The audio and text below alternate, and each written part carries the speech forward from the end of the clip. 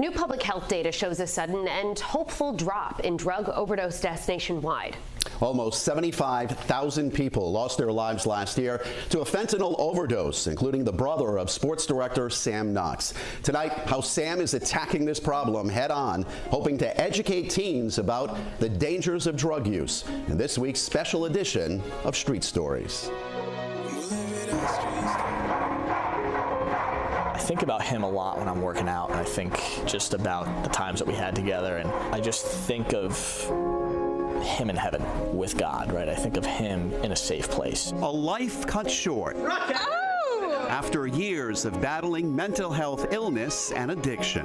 Choo-choo. What does train say? Got into high school, started smoking marijuana. That's where it started. My brother Nick passed away in September of 2023. Sports Director Sam Knox's 24-year-old brother, Nick Tshonas, passed away from a fentanyl overdose. A varsity hockey player, golfer, and honor roll student, he had it all, including a successful career. But demons occupied his life. Who was Nick?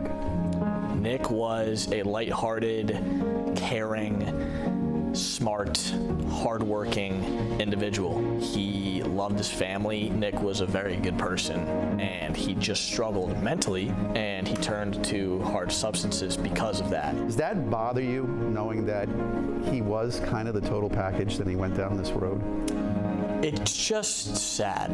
You know, I'm not ashamed, I'm not angry or mad at him at all, and I wish I got the chance to say that to him. Still, two words stand out. What if? There were times where he was out of the house when I was home, and he was hanging out with other people and doing things that probably I didn't want to know about or be involved in, and I always thought to myself, why is he not with me? The unique thing that you're doing, the unique part, is you're going into schools to talk to kids. Thanks for having me in today. I just want people that age to know that it's okay if you are struggling to get help. And he relapsed. I struggle with the fact I never knocked on his door and just checked on him one more time. Hoping no one experiences the pain they're feeling, Sam's family has created a foundation called In the Nick of Time, which includes hosting a golf tournament in his brother's memory and talking to high school students. That's who Nick was, right? Like here at Tollgate in Warwick. Sam, why are you doing this?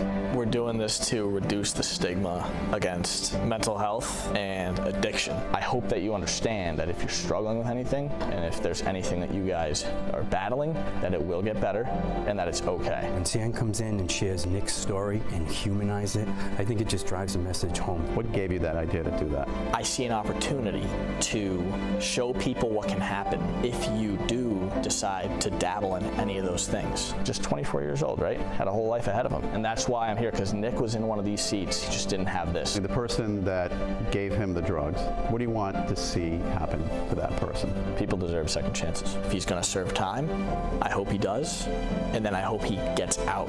I don't want him to sit in a cell for the rest of his life and lives a clean, happy life. I'd like to give a presentation with him next to me.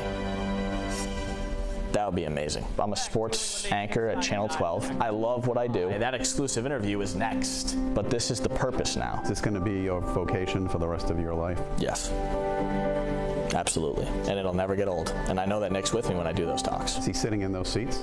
Yeah, I think he's in one of them, if they're empty. Someone once said it is during our darkest moments that we must focus to see the light. He lost the fight. Doesn't really mean he lost the battle.